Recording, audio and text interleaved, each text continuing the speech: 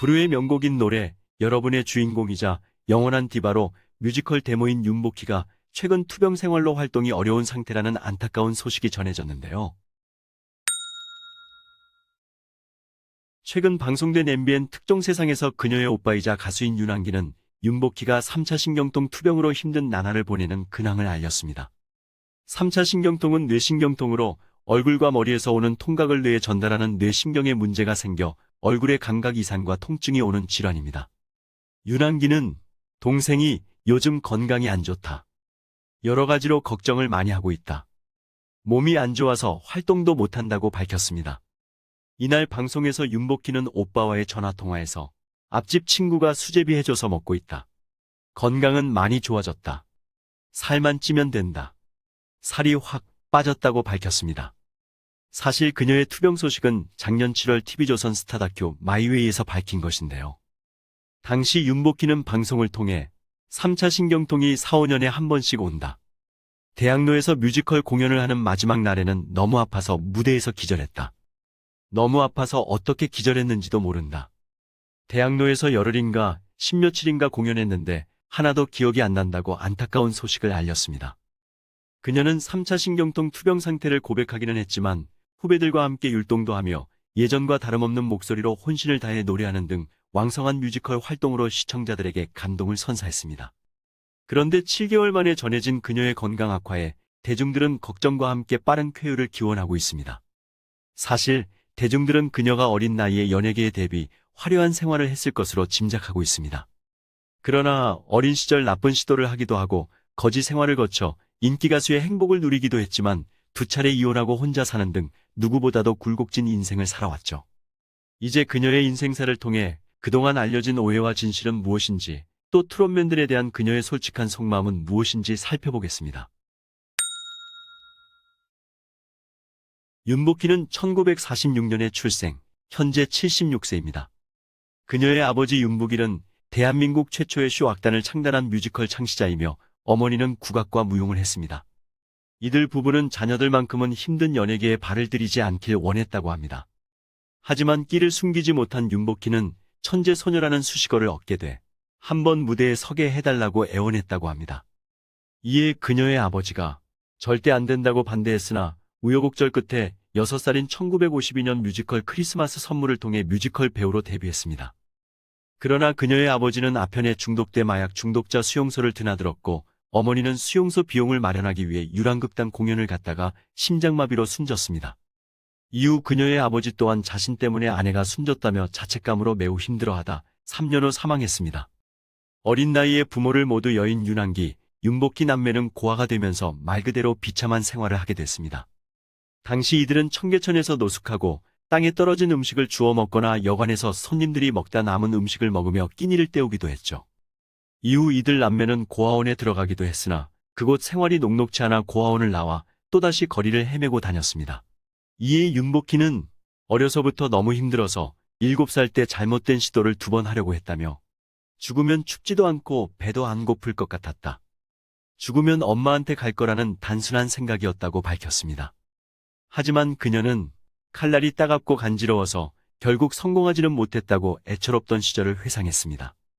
이후 그녀는 재미로 올랐던 무대가 살기 위해 오르는 어쩔 수 없는 선택이 됐습니다. 최초의 아역배우이자 천재소녀는 하루하루 살기 위해 노래를 부르게 된 것이죠.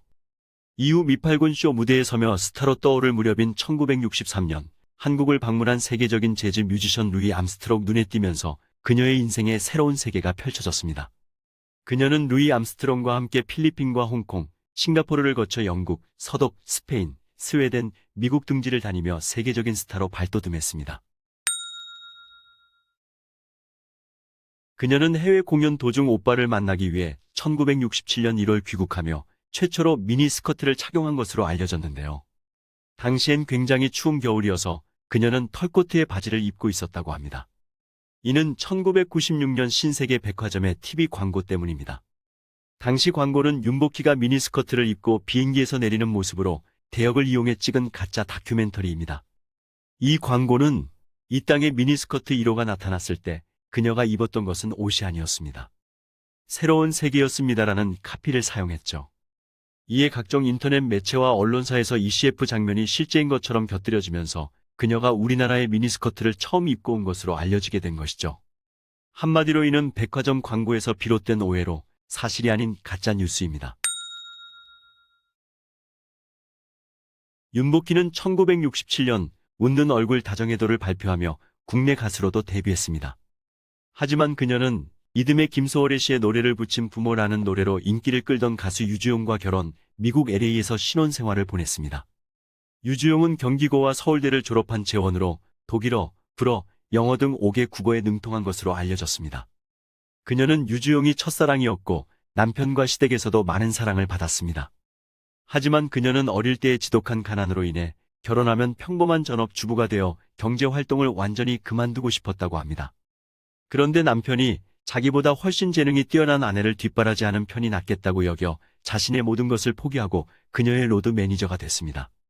이에 그녀는 그럼 내가 이 일을 죽을 때까지 해야 하나라는 생각을 하며 실망감에 빠졌다고 합니다.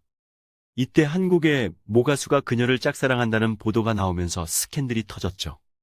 당시 유주용은 스캔들이 난 기사를 윤복희에게 보여줘 서로 예민해지면서 신경전을 벌이는 등 불화가 생기기 시작했다고 합니다. 윤복희는 내가 사랑하는 사람은 남편뿐인데 나약해진 남편에게 서운했다면서 스캔들에 신경을 쓰기 시작하면서 남편이 너무 예민해졌다고 밝혔습니다.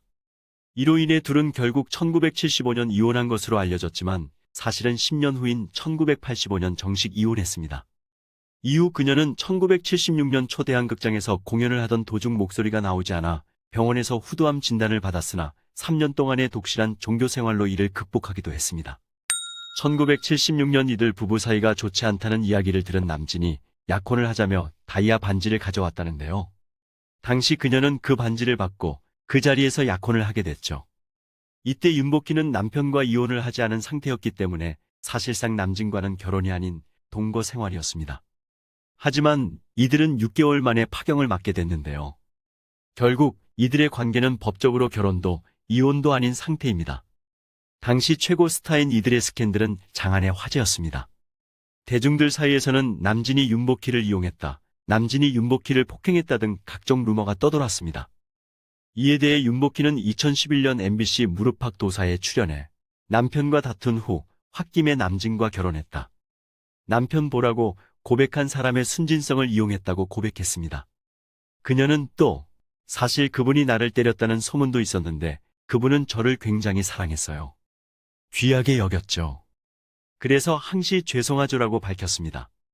윤복희는 남진과의 이혼 이후 첫 번째 남편 유주용이 재결합을 권했지만 두 남자에게 아픔을 준 죄책감에 혼자 살 결심을 하게 됐다고 합니다. 작년 7월 방송된 TV조선 스타 다큐 마이웨이에서는 윤복희의 무대 인생 70주년이 그려졌는데요. 이날 방송에서 그녀는 사실상 우리나라에서 내 기억으로 외색 가요라 그래서 트로트가 뽕짝이라면서 천대를 받았다. 그런데 미스터 트롯이 나오면서 이 친구들이 가지고 있는 발성으로 성악, 국악, 발라드를 하는 사람들이 트로트를 하니까 수준이 달라졌다고 칭찬했습니다. 윤복희는 미스터 트롯, 사랑의 콜센터, 뽕숭아학당을 계속 본다. 들어보니까 정말 좋은 곡들이 많더라며 우리나라의 가수가 그렇게 많은지도 몰랐고 내 생에 이렇게 가요를 많이 들어본 적이 없다며 트로트에 푹 빠진 일상을 전하기도 했습니다. 그녀는 정동원 팬이다면서 동원이가 트로트보다는 발라드를 잘하더라. 목소리가 다르다. 뮤지컬 드라큘라에 나온 노래도 하고 그러는데 너무 잘한다. 그 친구가 뮤지컬을 한다고 그러면 내가 가서 볼 것이라고 극찬을 아끼지 않았습니다. 윤복희는 또 이명웅 그 친구는 발라드 발성으로 노래를 하는 거라고 말했죠. 장민호에 대해서는 소울도 있고 발라드도 있고 다 있는 상태에서 트로트를 하지 않나라고 칭찬했습니다. 그녀는 또 이찬원은 꺾기가 기가 막히다면서 애정을 드러냈습니다. 오늘은 윤복희의 투병 소식과 함께 파란만장한 인생사, 그녀에 대한 오해와 진실, 트롯맨에 대한 평가 등을 살펴봤는데요. 모쪼록 한국가요계와 뮤지컬계에서 커다란 족적을 남기며 불꽃 같은 삶을 살아온 그녀가 하루빨리 건강을 회복해 무대에서 대중들에게 더 큰 감동을 선사하길 기대하며 오늘 소식은 여기서 마치겠습니다. 감사합니다.